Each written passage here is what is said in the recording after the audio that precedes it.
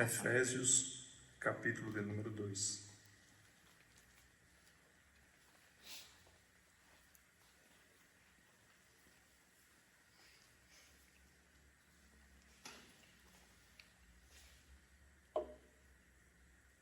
Os irmãos encontraram, digam amém? Amém. Diz assim as Escrituras: Ele lhes deu vida quando vocês estavam mortos em suas transgressões e pecados, nos quais vocês andaram noutro tempo, segundo o curso deste mundo, segundo o príncipe da potestade do ar, do espírito que agora atua nos filhos da desobediência. Entre eles também, nós todos andamos no passado, segundo as inclinações da nossa carne, fazendo a vontade da carne e dos pensamentos. E éramos, por natureza, filhos da ira, como também os demais. Verso 4. Mas Deus, sendo rico em misericórdia, por causa do grande amor que nos amou, e estando nós mortos em nossas transgressões, nos deu vida juntamente com Cristo.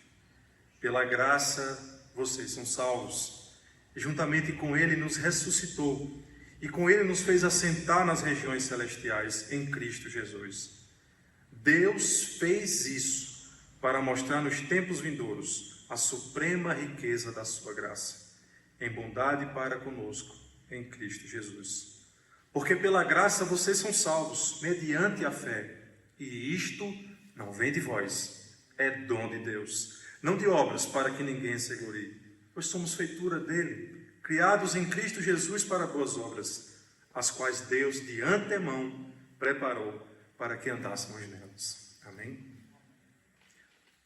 Queridos, o pastor Israel já orou? Também quero fazer uma oração nesse momento.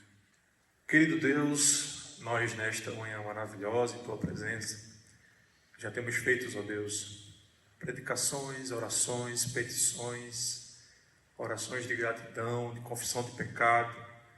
E nesse instante, Senhor, eu sou incumbido de expor Tua palavra, de falar do Teu supremo conselho. Te peço que o Senhor mantenha meu coração em fidelidade ao que a Tua palavra diz, aquilo que o Senhor quis revelar para nós pelas Escrituras. Abre o nosso coração, somos carentes do Teu Espírito Santo para aplicar esta palavra ao nosso coração. Senhor, uma doutrina tão importante, que é bíblica, que o Senhor assim revelou para o Teu santo servo apóstolo Paulo. Nós possamos nesta manhã, inspirados pelo Teu Espírito Santo, transmitir com fidelidade o mesmo conteúdo que o Senhor inspirou ao Seu servo. Ajuda-nos nesta manhã a aprender mais de Ti, nos ajuda em tudo, eu Te peço, em nome de Jesus. Amém. Meus irmãos, podem sentar. Quem nunca, leu a Bíblia e se impressionou com as histórias contidas nela? Qual seria, irmãos, o seu livro preferido? Qual dos livros contém as histórias que mais impactam o seu coração? Será que só o Novo Testamento?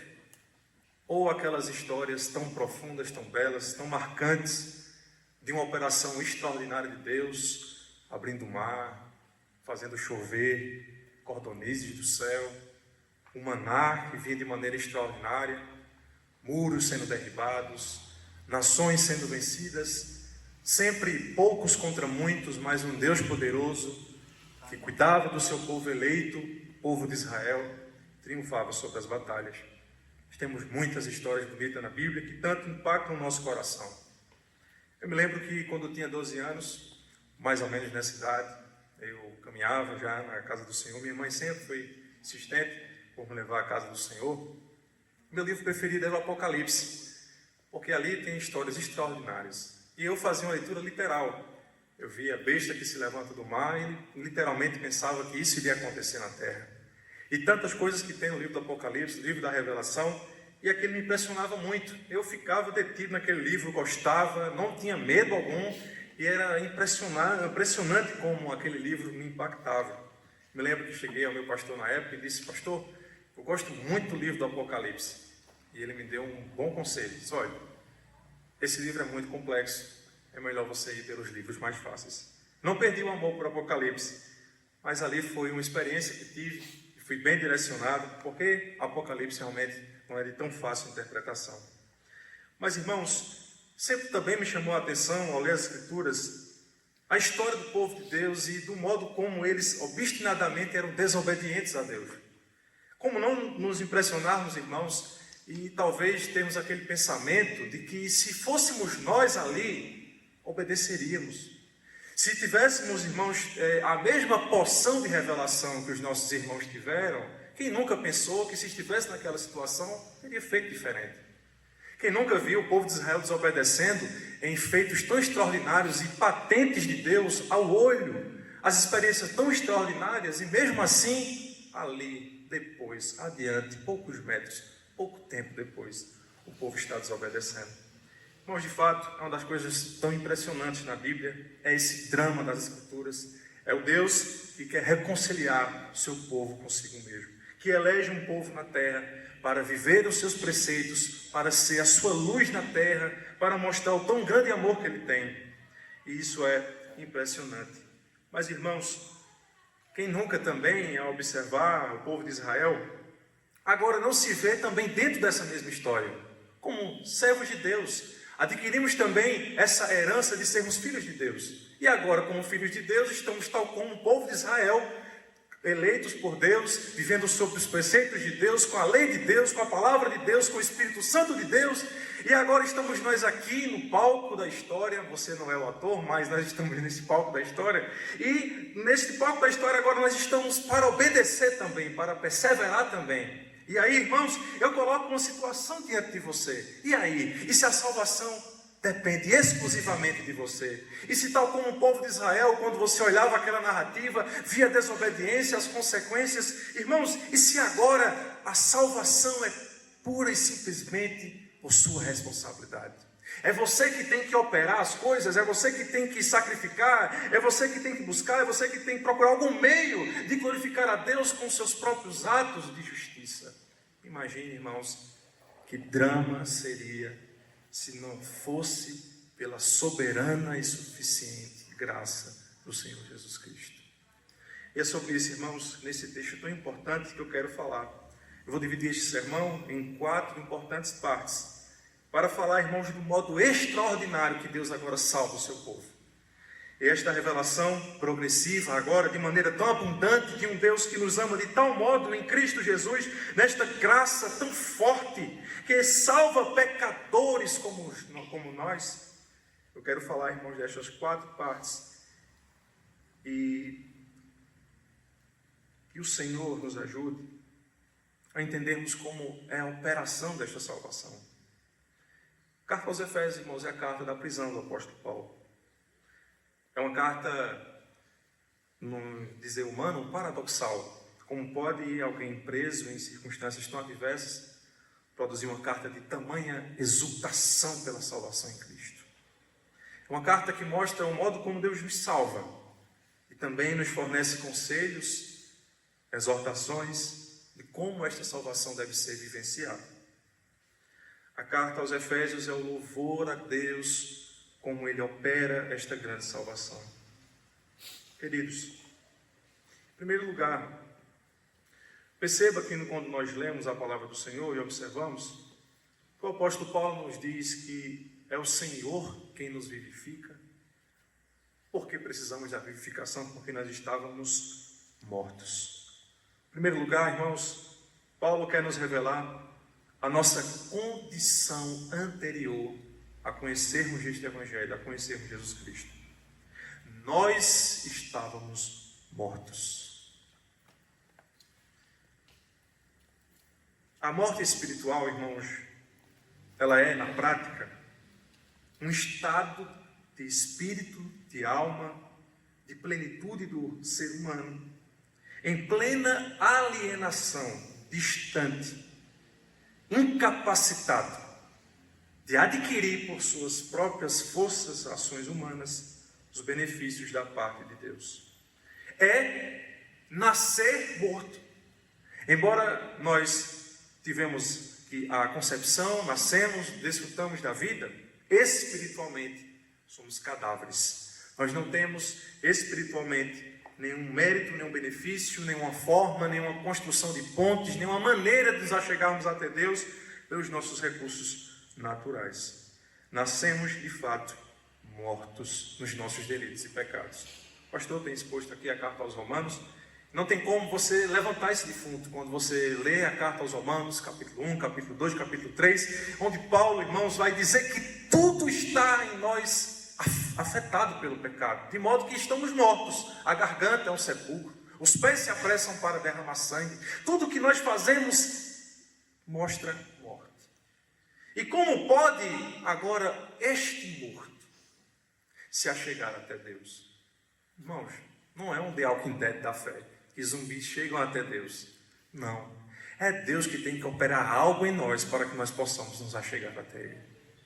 Se estamos mortos, antes de ser uma doutrina reformada, é uma doutrina bíblica. É a Bíblia que nos diz que estamos mortos. É por isso que quero, irmãos, provar para os irmãos, com alguns versículos bíblicos, a nossa realidade espiritual. Perceba quando eu falo nossa condição anterior. Assim como Paulo diz, nós estávamos mortos. Então, nós também estávamos mortos. Se não, vejamos, Efésios capítulo 4, verso 17 e 18. Se os irmãos não quiserem abrir a Bíblia, também tudo bem, mas assim é a palavra do Senhor. Isto, portanto, digo, e no Senhor testifico, que não mais andeis como também andam os gentios, na vaidade dos seus próprios pensamentos, obscurecidos de entendimento, alheios à vida de Deus, por causa da ignorância em que vivem, pela dureza do seu coração. Irmãos, olha para cá. Coração e entendimento são palavras correlatas no Novo Testamento. Coração como centro da vida, entendimento, no transit das emoções. Paulo está dizendo que a condição do gentio, a condição daqueles que estão distantes dos preceitos de Deus, e todos, lembre que Paulo aos Romanos, que todos os pecados instituídos estão na glória de Deus, nós estamos obscurecidos de entendimento. E aí, irmãos, é onde entra o conflito com a questão do livre-arbítrio. Como pode eu ter um arbítrio livre, plenamente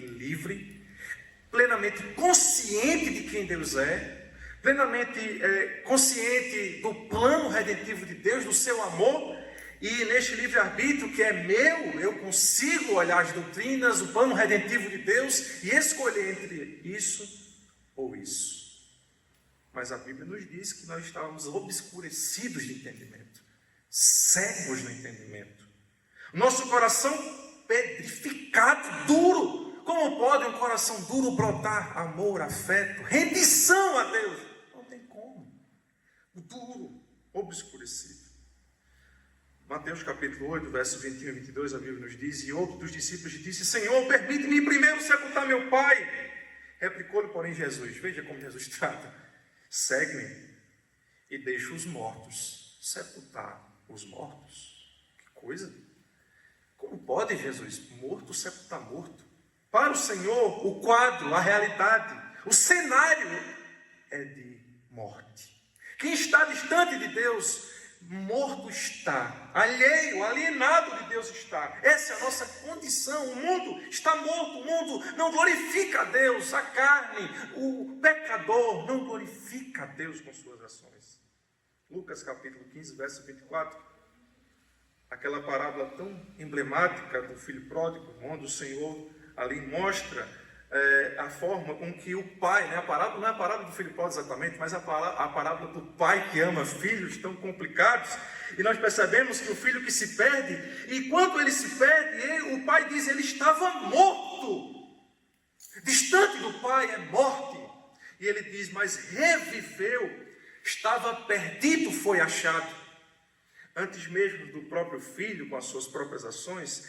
E quando ele diz, quando ele tem lá no texto de Lucas capítulo 15, diz ele, e caindo em si.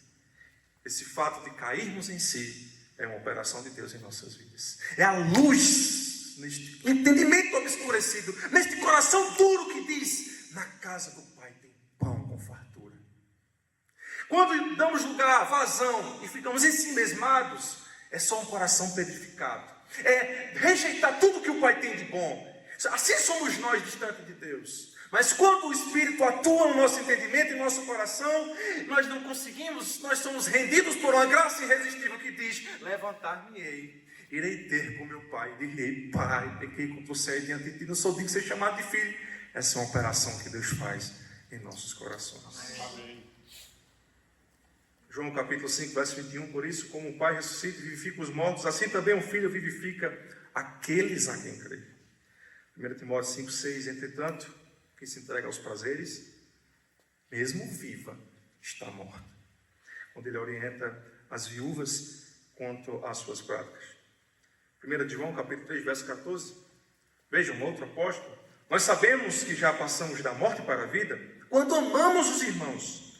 Aquele que não ama permanece na morte. Irmãos, se é um negócio difícil, é amar. Eu não sei se os irmãos acham que amar é fácil. E principalmente o amor altruísta, o amor não interesseiro, o amor cristão, que pede que nós perdoemos a quem nos tem ofendido. Naturalmente, quando nos ofende, quando nós estávamos distantes de Deus, este mundo, quando é ofendido, ele revida, ele tem ira, ele quer acabar, ele quer vingar. Mas nós, irmãos, isso é só coisa de vivo, isso é só coisa de quem foi regenerado. Nós, quando amamos e perdoamos, estamos, segundo o apóstolo João, demonstrando que estamos vivos, e essa vida foi Cristo que injetou em nós. 2 Coríntios capítulo 4, verso 4, nos quais o Deus desse século cegou o entendimento dos incrédulos, para lhes não resplandeça a luz do Evangelho da glória de Cristo, o qual é a imagem de Deus. Cego, irmãos, essa é a condição, cego. Quantas vezes nós, na evangelização, o pastor falava, né, nós, lá no outro estudo sobre a evangelização e a graça da evangelização, nós temos uma responsabilidade, nós nos prepararmos, mas às vezes somos tentados a pensar que foi o nosso sermão que não saiu tão bem, foram os hinos que não foram bem compostos ali, que não foi talvez a nossa estrutura, o que nós fornecemos, o serviço de som, seja lá qualquer coisa. Mas aqui nós entendemos que o indivíduo, o pecador distante de Deus, ele está cego. E como cego está, somente por uma ação divina é que ele pode enxergar, é que ele pode entender essa graça de Deus. Tente fazer aí aquele exercício de introspecção, pensar um pouco na sua vida pregressa e imagine o momento que você resistia ao Senhor, porque isso é preciso desconstruir, né? Essa falácia. A graça é irresistível, mas não quer dizer que você não resista a ela. Nós resistimos. A ideia é que ela é irresistível. Ela é como que Paulo, quando o Senhor encontra com Paulo no caminho de Damasco, que Paulo está bufando como um touro bravo contra os agrilhões do Senhor. O Senhor é um agrilhão, é forte, é poderoso, é irresistível. Ele vai de encontro àquele a quem deseja salvar, e nós não conseguimos resistir a esta força. Nós vamos, nós intentamos, o coração às vezes quer dizer algo, nós respiramos ameaças contra as coisas de Deus, mas o Senhor nos venceu. Qual é a prova? Para você aí sentado. Lembre de quando você era distante do Senhor. Como é que a gente ia trazer aquele pecador, aquele distante de Deus, convencendo pelo discurso? Todos aqui, como diz Agostinho, foi ferido pela palavra do Senhor. O Senhor abriu dentro de você, o Senhor mudou o seu coração, e é por isso que nós estamos aqui nesta manhã. Ele nos feriu, Ele abriu o nosso entendimento. Irmãos, poderia citar tantos outros textos para comprovar aos irmãos esse estado de natureza, mortos. Paulo mesmo diz aos Coríntios: ora, o homem natural não aceita as coisas de Deus, porque eles são loucura, e não pode entendê-las porque elas se discernem espiritualmente. O homem natural, como já falei reiteradas vezes, está distante, não compreende, não entende, tudo é loucura, ele não se achega a esta graça. Queridos irmãos, assim está a nossa condição. É por isso que Paulo diz: nós estávamos mortos. E esse é o entendimento que nós precisamos ter nesta manhã, que a nossa condição pregressa, antes desta graça, era de estarmos mortos. E agora? Mortos como estávamos, morto como este mundo está distante do Senhor, como pode Ele ter vida? Como que o Senhor vai fazer com que pecadores se rendam a Ele? Se estão mortos, como haverá a resposta ao convite universal: vinde a mim todos vós que estáis cansados e oprimidos, e eu vos aliviarei. Irmãos, Como é que se funciona esse milagre do Senhor nos dar a vida? Eu estava pensando sobre isso e refleti em algo. Imagine você que nasceu, está aí com seus 20, talvez aqui a plateia, nós temos pessoas desde os 16, 17, eu não vou dizer que tem alguém muito velho aqui, mas talvez tenha pessoas por volta dos seus 60, ou coisa do tipo. Se você pudesse e fosse incumbido de uma responsabilidade de explicar para aquele que não nasceu o que é a vida, quais são as palavras que você iria encontrar? Como você descreveria a experiência que é viver? Como você colocaria em detalhes a experiência sensorial que temos? De comer, de tocar, de sentir, de falar. Como que nós conseguiríamos passar com tamanha exatidão o que é viver? Eu gosto das palavras de William Hendricks, que diz assim: podemos falar dele como uma intensa preocupação, um profundo interesse pessoal, um ardente afeto, uma espontânea ternura pelos seus eleitos. Porém, tudo isso não passa de tartamudear. Aqueles, e somente aqueles que experimentaram, são os que sabem o que Ele é. E ainda que nunca possam compreendê-lo, em toda a sua plenitude, amam ao Senhor. Nós não sabemos como, mas o Senhor operou em nós vida. Nós não sabemos descrever como foi aquele momento tão forte, onde nos rendemos diante do Senhor. Talvez nós não conseguimos trazer, irmãos, em palavras, precisar para o incrédulo o que é estar com o Senhor. Tem um hino, não é? Ao porquê Jesus me ama, eu não posso te explicar. Mas a ti também te chamo, deseja te salvar. Isso é interessante. O Senhor nos ama, o Senhor nos dá vida. E esse é um milagre tão grande, tão extraordinário, que nós não conseguimos explicar como foi aquela nossa experiência tão profunda de conversão. E aquela experiência é uma demonstração que este pecador morto, alienado, distanciado, dentro daquelas características que a Bíblia expressamente nos diz, agora o Senhor está operando vida nele. Agora, irmãos, os olhos secos choram diante do seu Senhor. Agora a impertinência, a dura serviço se encurva diante do Senhor. Irmão, tente chamar o incrédulo assim, se encurva diante de Deus, se renda diante dele, reconheça Ele como seu Senhor, se entregue a Ele. Isso é impossível.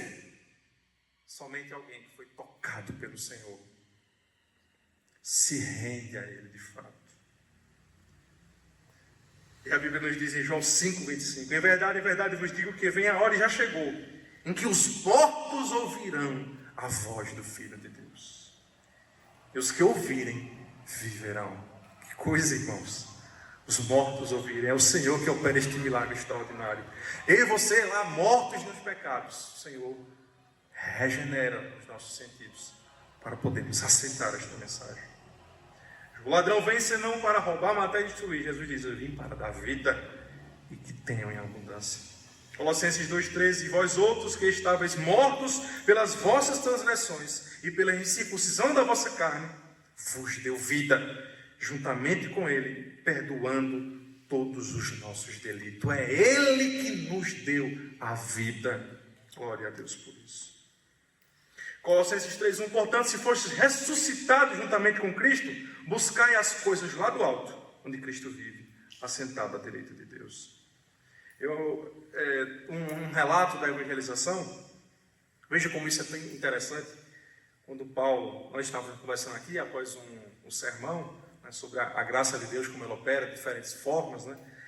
Deus, irmãos, quando vai operar a vida em nossos corações, já dizia C.S. Lewis, que Deus não vai se apresentar como um filósofo a uma simples lavandeira. Deus tem suas formas, na sua multigraça, de se apresentar em diferentes contextos, em diferentes plateias, para diferentes cognições. Deus se manifesta a todos e Ele consegue encontrar, e Ele é efetivo, e Ele é eficaz quando busca os seus a quem deseja salvar.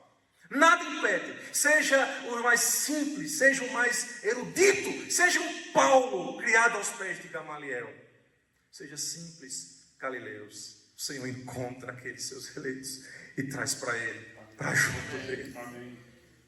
O mestre irresistível que diz aos galileus: vem, segue-me. Irmão, como explicar aquilo? Os homens simplesmente largam tudo e seguem Jesus. Não consigo explicar. É o Senhor que opera este milagre. Como explicar Paulo? O Senhor faz com que ele caia. Já se levante orando. Já se levante jejuando. Já se levante na casa de Judas, em oração, esperando o milagre chegar, a restauração da sua visão. É Deus que opera, irmãos, essas coisas em nosso coração. Amém. Eu lembro da passagem onde Paulo está em Filipos, né? E depois chega na cidade de Tiatira e vai ao rio orar, e lá encontra uma vendedora de púrpura chamada Lídia. Mulher simples, irmão, ali na beira do rio, não sei se lavando roupas, não sei se no comércio da cidade. Veja que a palavra do Senhor Lucas escreve dizendo o seguinte: certa mulher chamada Lídia, da cidade de Tiatira, vendedora de púrpura, temente a Deus, nos escutava. O Senhor lhes abriu o coração para entender as coisas que Paulo dizia. Percebe? É Deus que abre nosso entendimento para compreender a sua palavra. Em nós só existe morte, distante do Senhor. Mas é Deus que opera este sinal e nós compreendemos o chamado do Senhor. Ele chama-nos eficazmente porque Deus nos capacita para responder a esse chamado. Irmãos, perceba que perseverar, obedecer, santificar-se, todos esses chamados que o Senhor nos pede, que o Senhor nos outorga, ele só é possível porque antes sofremos esse processo de regeneração. De alienados, de distantes, de bodes que davam cabeçadas aí fora, que vivia de maneira dissoluta. Hoje, como ovelhas de Cristo, obedientes a um pastor, isso só é possível porque Deus mudou sua natureza, porque Deus lhe deu vida, porque Deus lhe regenerou, porque Deus fez de você uma nova criatura, um novo coração, novos olhos, novos ouvidos, novas mãos, novos pés, uma nova vida espiritual para andar nos seus caminhos. Glória a Deus por isso. Lembra de Nicodemos? Mestre Israel. Vai à noite ali procurar Jesus, vê os feitos de Cristo e diz assim: vejo que tu és mestre, advindo de Deus. Por que ninguém pode operar esses sinais se não tiver vindo de Deus? Jesus olha aquilo ali. Jesus não é nordestino, mas se fosse, diria: oxente, como é?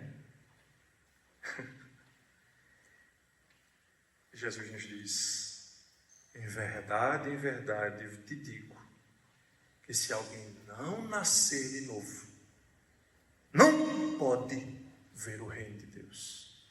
Aí responda para você mesmo: você consegue nascer de novo sozinho? Nem Nicodemos. Como posso eu tornar o ventre da minha mãe nascer de novo? Não tem como humanamente, quiçá espiritualmente, nascer de novo. Quem é que opera o novo nascimento em você? É Cristo Jesus na sua vida. Ele nos fez nascer de novo. Glória a Deus por isso. Ezequiel 36, 26 ao 27. Dar-vos-ei coração novo e porei dentro de vós espírito novo. Tirarei de vós o coração de pedra e vos darei coração de carne.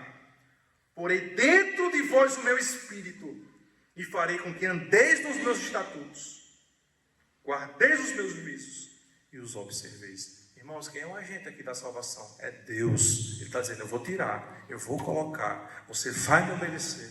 É Ele que opera, porque nós não conseguimos pelos nossos próprios esforços absolutamente nada. Nossa justiça é trapos de imundícia. Ele está dizendo: eu vou dar um novo coração, vou dar condições, eu vou regenerar, eu vou transformar, vou tirar o coração de pedra, colocar um de carne e ainda vou colocar o meu espírito dentro de você.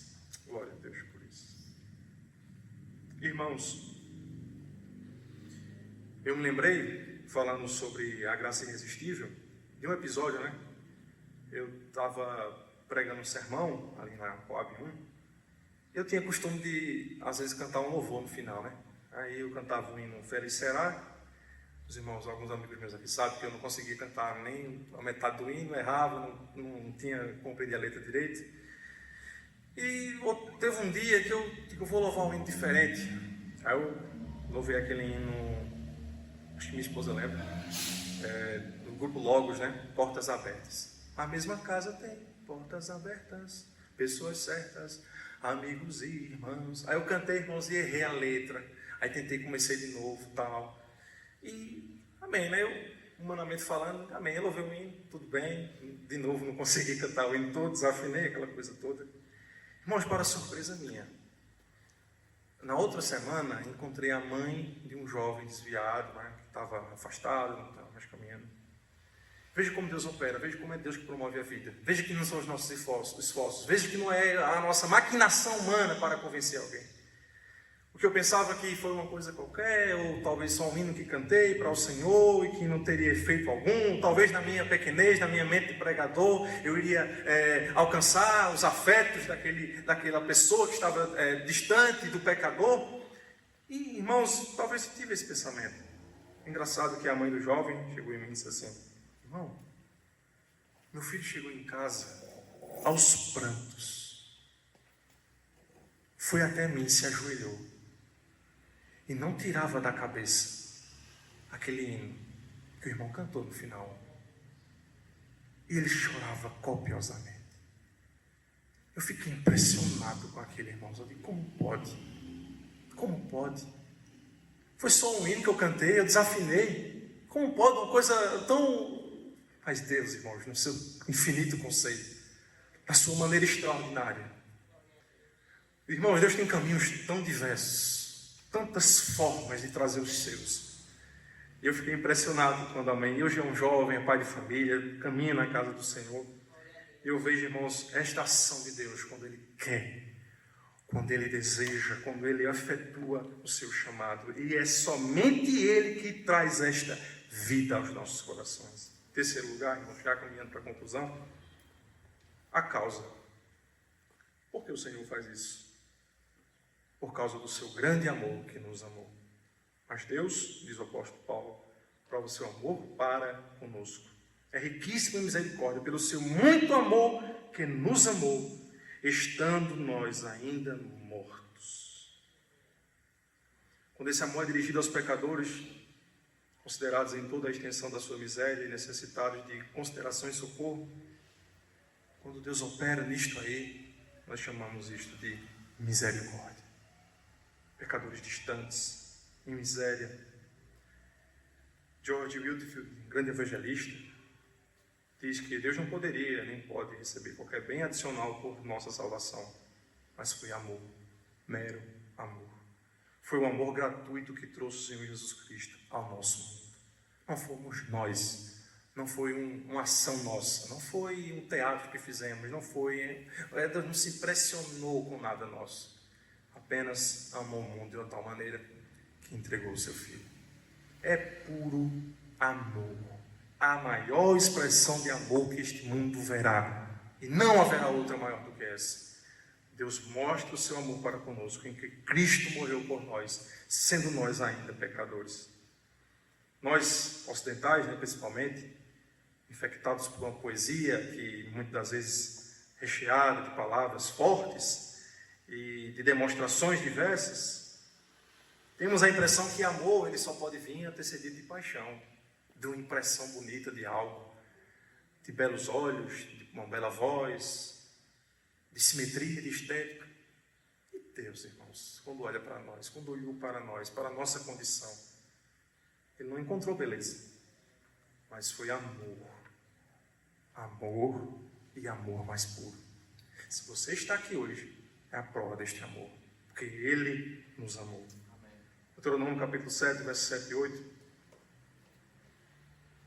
Veja, Deuteronômio que é a repetição da lei mosaica para uma nova geração. E se você entende que a revelação de Deus é progressiva, quando Deus está falando com Israel, de certa forma também, essas bênçãos recairá sobre nós. Nós entendemos que quando Deuteronômio 7, 7 e 8 diz o seguinte: não vos teve o Senhor afeição, nem vos escolheu porque fosseis mais numerosos do que qualquer povo, pois éreis o menor de todos os povos, mas porque o Senhor vos amava, e para guardar o juramento que fizera a vossos pais, o Senhor vos tirou com mão poderosa e vos resgatou da causa da servidão e do poder de Faraó, do rei do Egito. Por que é que o Senhor nos salva? Ele nos amou, irmãos. Eu fiz alguma coisa? Não fiz. É graça. Não vem de vós, para que ninguém se glorie. Ninguém vai diante do Senhor dizer, estou aqui por méritos. Não, é pura graça do Senhor. Romanos 5,8, mas Deus prova o seu próprio amor para conosco, pelo fato de Cristo ter morrido por nós, sendo nós ainda pecadores.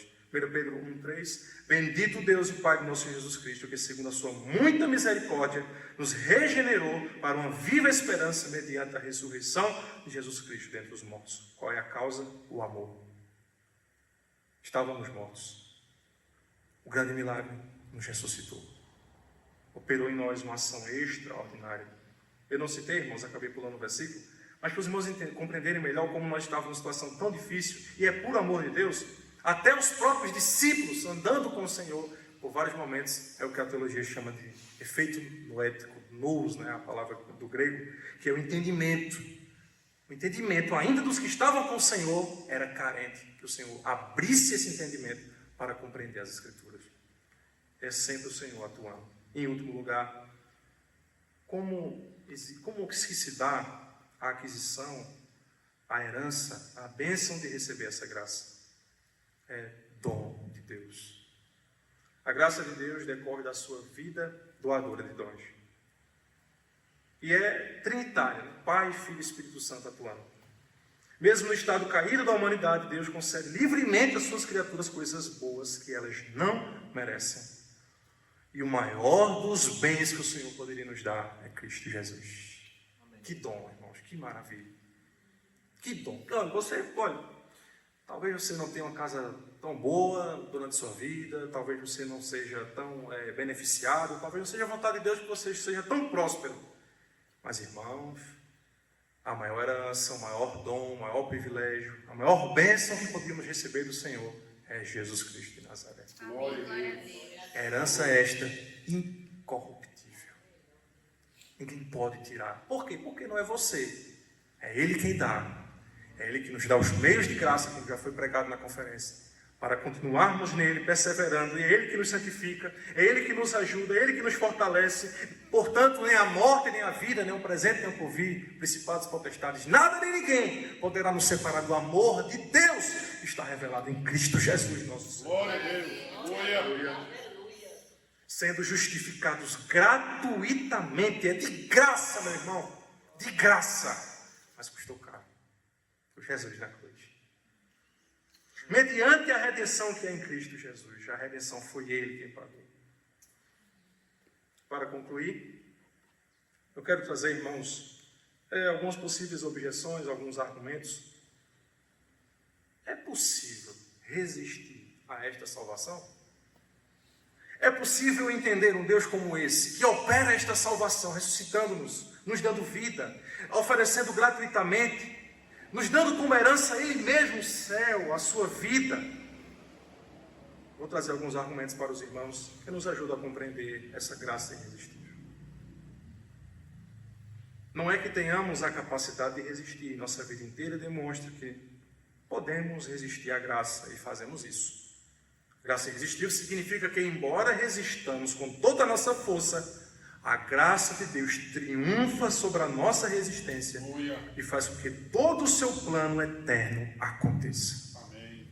No processo, pode até tentar, mas, irmãos, como Jesus falou, aqueles que o Pai me der, vai ser meu e eu não vou perder nenhum.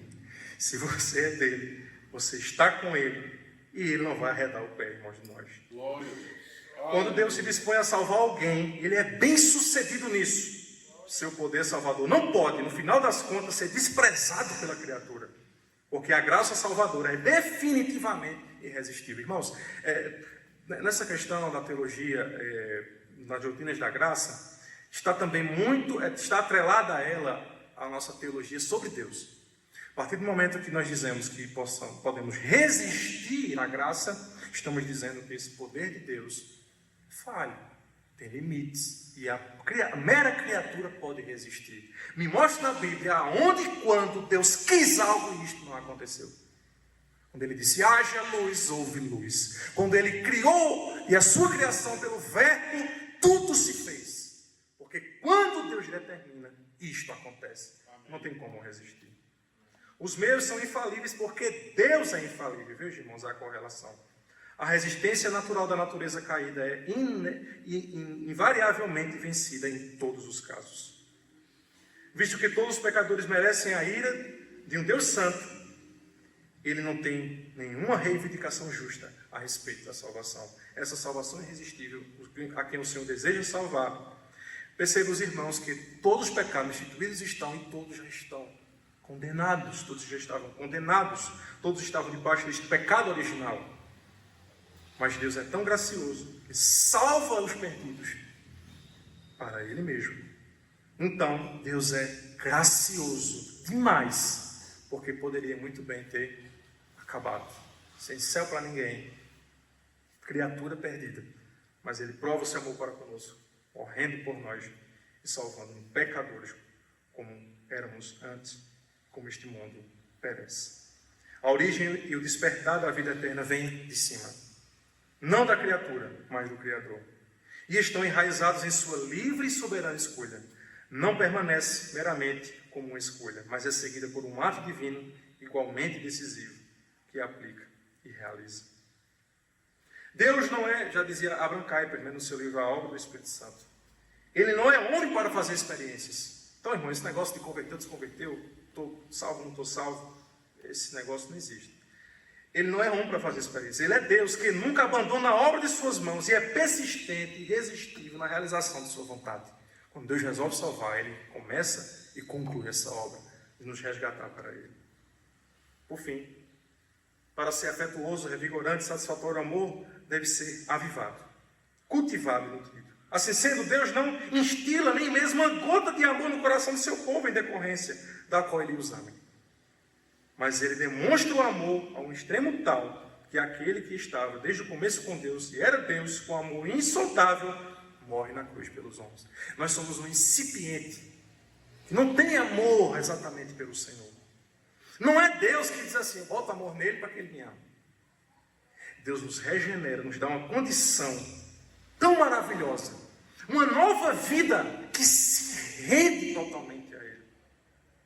Deus opera, irmãos, tanto querer como efetuar. Amém? Agradeço esta oportunidade tão maravilhosa.